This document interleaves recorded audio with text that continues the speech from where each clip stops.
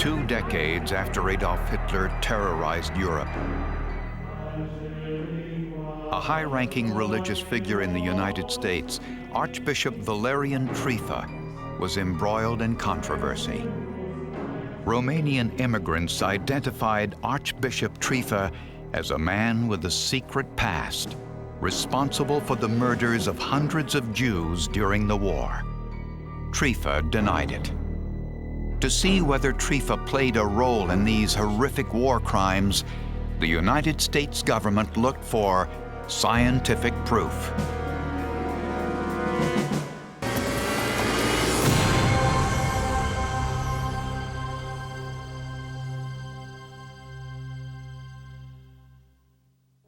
Sir, could you confirm your name for me, please? My name is Trifa. In 1950, a Romanian immigrant, Viorel Trifa, came to the United States to start a new life. Trifa told United States immigration officials that he was a victim of the Nazis during the war. He said that when he left his native Romania, he was taken prisoner by the German Gestapo. He said he was held at the Dachau concentration camp and was lucky to escape with his life. After the war, he said he struggled to survive, and then, like hundreds of thousands of refugees, came to America under the Displaced Persons Act. The Displaced Persons Act was a statute enacted by the U.S. Congress and signed by the President in 1948 that had the noble purpose of rescuing victims of persecution in Europe who were languishing in the so-called DP camps and resettling them in the United States, where life would be better. This is a copy of one of the forms Trifa filled out for entry into this country. In this official account of his treatment by the Germans, he says he was a political prisoner held by the Gestapo. In 1957, Trifa was granted U.S. citizenship. Trifa had strong ties to the Romanian Orthodox Church, and after coming to the United States, he was ordained a priest and quickly rose up through the church ranks. Trifa became Archbishop of the Diocese of Detroit and took the religious name Valerian. But soon, a cloud of suspicion and controversy surrounded Archbishop Trifa. Some of the Romanian immigrants in his church thought they recognized Trifa from their years in Romania. They said that a man named Trifa had been an ardent follower of Adolf Hitler during the war, and that Trifa was a leader of the Iron Guard, a pro-Nazi group in Romania. The Iron Guard was the largest of the fascist movements in Romania. It was violent, it was anti-Semitic, it was the equivalent of the Nazi movement in Romania. This picture shows an Iron Guard rally during the early years of World War II. The similarities to Nazism, the salute, the uniforms are clearly evident. And like the Nazis, the Iron Guard was also anti-Semitic. And like Hitler, the Iron Guard encouraged violence against the Jews and against others they perceived as enemies. Archbishop Trifa adamantly denied he had ever been a member of the Iron Guard. If the charge was true, it meant Trifa had lied to U.S. immigration officials. And it also meant that a high-profile religious leader in the United States was in fact a Nazi war criminal. Romanian immigrants living in the United States identified a high-ranking religious figure, Archbishop Valerian Trifa, as a Nazi war criminal from World War II. They believed that Archbishop Valerian Trifa had once been a member of Romania's Iron Guard, sympathetic to Adolf Hitler, and a group who encouraged violence against Romanian Jews. On January 20th, 1941, VRL Trifa had broadcast a hate-filled radio address from the Romanian capital city of Bucharest. That radio address, encouraging violence against Jews, culminated in the roundup of thousands of Jews in Bucharest the next day. News accounts described the slaughter, known as a pogrom. Department of Justice prosecutor Eli Rosenbaum reads one of the news accounts. Perhaps the most horrifying single episode of the pogrom was the quote-unquote kosher butchering last Wednesday night of more than 200 Jews in the municipal slaughterhouse. The Jews who had been rounded up after several hours of Iron Guard raids were put into several trucks and carried off to the slaughterhouse. There, the green shirts, he means the Iron Guardists, forced them to undress and led them to the chopping blocks, where they cut their throats in a horrible parody of the traditional Jewish methods of slaughtering fowl and livestock. Romanian immigrants told U.S. authorities that VRL Trifa was also the editor of the Iron Guard newspaper, Libertatea, which also called for violence against Jews. Trifa's role, as far as the pogrom was concerned, was one of a propagandist, one of an advocate of anti-Semitic hatred, one of an inciter whose writings created an atmosphere in which this kind of violence not only became permissible and acceptable, but encouraged. The U.S. government now faced a dilemma. Was there any way of finding out whether Archbishop Trifa was a past member of the Iron Guard? The only apparent evidence against Trifa was the decades-old memories of his fellow Romanian immigrants. All of these cases were and are among the most challenging ones that anyone in law enforcement could ever imagine confronting. All of these cases involve crimes that took place long ago, decades earlier. It's difficult enough to prove a mugging that took place yesterday. But one Romanian refugee, a New York dentist named Charles Kramer, refused to let the case die. Kramer's relatives were among the Jews killed at the hands of Romania's Iron Guard, and he vowed to bring Archbishop Trifa to justice. For 20 years, he petitioned the U.S. government to examine the case. In 1973, the Department of Justice officially opened an investigation into whether Archbishop Trifa had played a role in murdering Jews during World War II. U.S. prosecutors approached the West German government for assistance.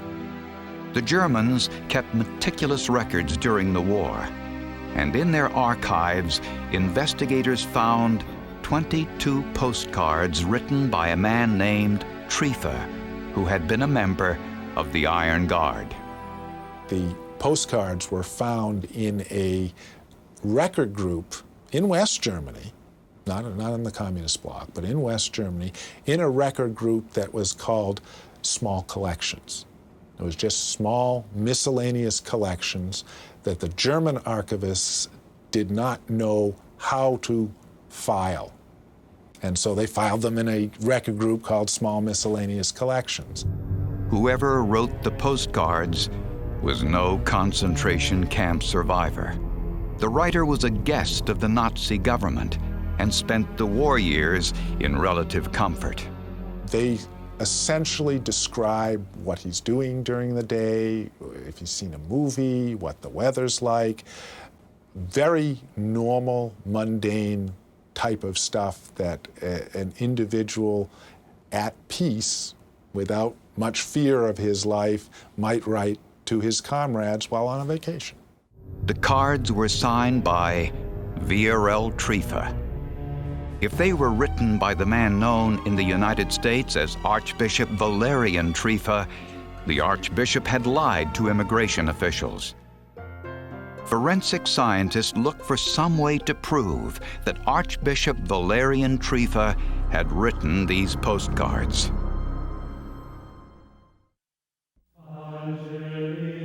For decades, rumors circulated that Archbishop Valerian Trifa, a high-ranking religious figure in the Romanian Orthodox Church in the United States, was once a member of Romania's Iron Guard, a pro-Nazi group that encouraged the murder of hundreds of Jews during World War II. Archbishop Trifa denied he was a member. But when U.S. government officials found 22 postcards allegedly written by Trifa from Germany during the war, they asked document examiner Gideon Epstein to conduct a handwriting analysis. No two people have ever been found to have the same handwriting. Not twins, not identical twins. Handwriting is composed of motor, muscular, and nervous movements of the body, all working together. And it becomes habitual and unique and individual almost from the point of time when people start to write. Epstein spent months comparing signatures on the postcards with samples of Archbishop Trifa's known signatures, like this one from an official church document. The whole forensic concept is that you're comparing something that's disputed against something that's known. And handwriting is basically the same thing. We have usually a document or a writing that's disputed, and then we have writings that are known. And the question is, did the person who made the known make the disputed? Epstein noticed that the writings in all cases were done with extreme speed, or what is called fluency. So-called fluent writers have wide variations in how they write, and those variations are almost always the same, no matter how often they're repeated. But to try to simulate or copy the style of a writer that has a great deal of variation, and to be able to simulate that variation at the same speed and the rhythm and fluency with all of the unconscious habits that the writer has, it's an impossibility. After months of analysis, Gideon Epstein reached his conclusion. There was no doubt the writer of the German postcards was Valerian Trifa. This was proof that Trifa lied to immigration authorities, but he vowed to fight any deportation. Prosecutors were concerned. Their only solid evidence was the handwriting analysis and eyewitness identifications that were more than 30 years old. But looking at a blow-up photo of one of the postcards, investigators saw what they thought might be a clue. The card had only a return address, apparently just an update on where the writer was living.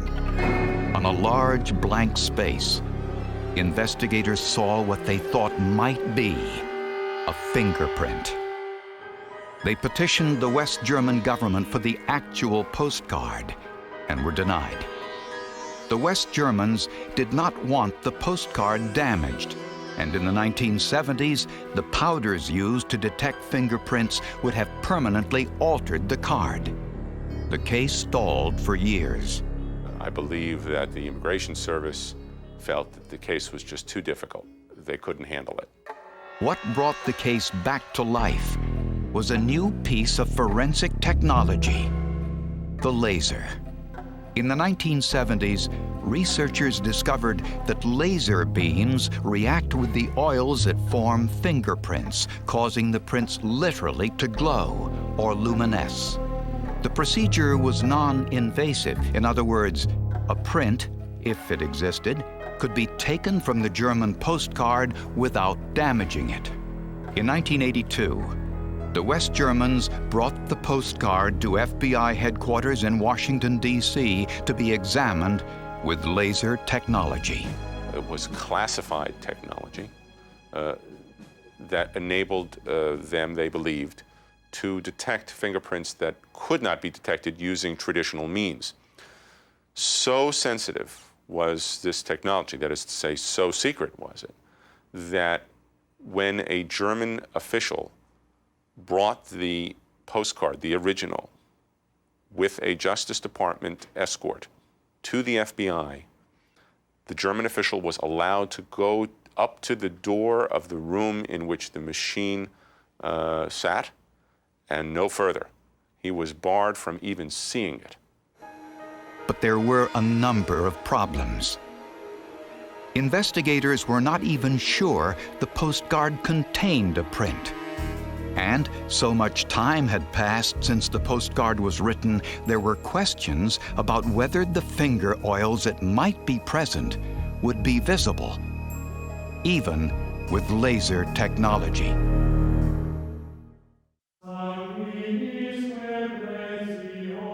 In 1982, the U.S. government's investigation of Valerian Trifa, the Romanian Archbishop of Detroit, was coming to a head.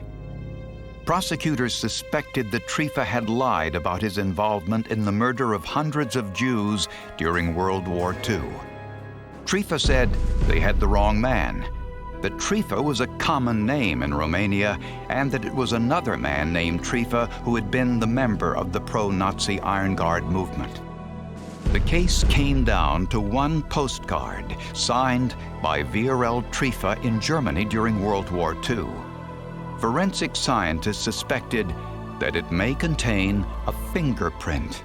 If a print was found and it matched Archbishop Valerian Trifa, there would be solid proof that he had lied about his past. Analyst Ron Kopacko put the card under a diffused laser beam. The laser light reacts with human finger oils to reveal prints. But in this case, the card was more than 40 years old, and there were questions about whether anything would be found.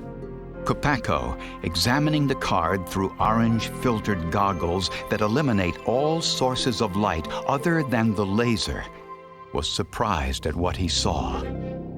A clear print glowing on a blank area of the postcard. Despite the age of the postcard, it had absorbed enough finger oil to form a clear print.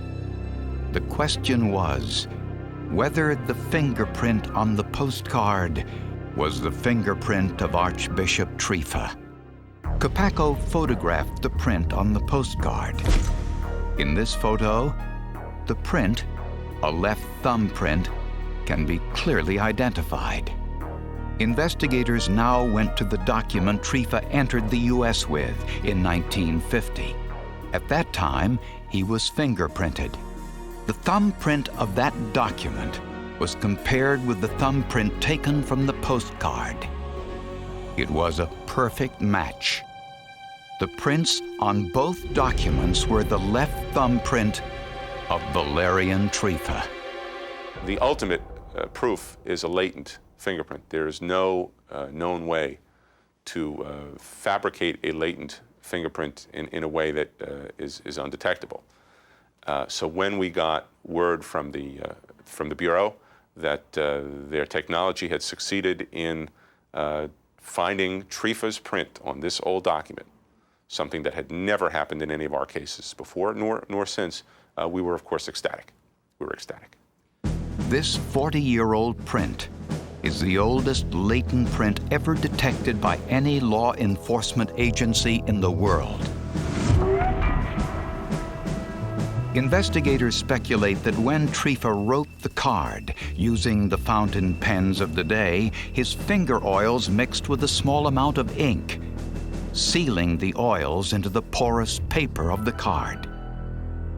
The ink faded over time, but the thumbprint remained intact.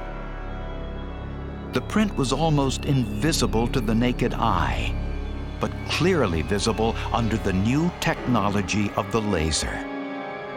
Well, the postcard was a very important piece of evidence because not only were we able to identify his handwriting that he denied making, but also the thumbprint was identified as his. And there is no better form of personal identification than to have both the fingerprint and the handwriting of an individual identified on the same piece of evidence. There was no way he could have known it, but the postcard he so casually sent in 1942 would seal his fate some 40 years later. They went for the fingerprint to see if they could get it. Prosecutors always want to have the most proof available on hand. When informed of the thumbprint match, Archbishop Trifa surrendered his citizenship. For Romanian refugees like Dr. Charles Kramer, who had lost relatives at the hands of Trifa's Iron Guard, the 40-year wait for justice was a long one. I would have been much more satisfied if the trial went on continuously, exposed this murderer with all the crimes that he committed, and let the people at large know that a man that changed the gun for the cross does not belong in the United States. For 2 years, no other country was willing to accept Trifa. In 1984, Portugal agreed to take him in.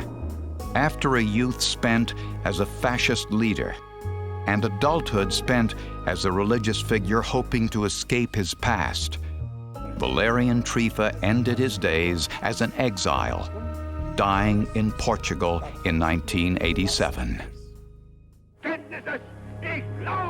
Though decades had passed since Hitler and his henchmen terrorized Europe, the traces they left behind provided lasting evidence bearing witness to their crimes.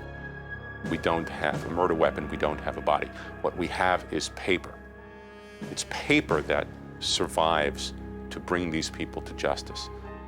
Some with fingerprints, some without, really speak volumes about the crimes that were committed by Trifa and by others.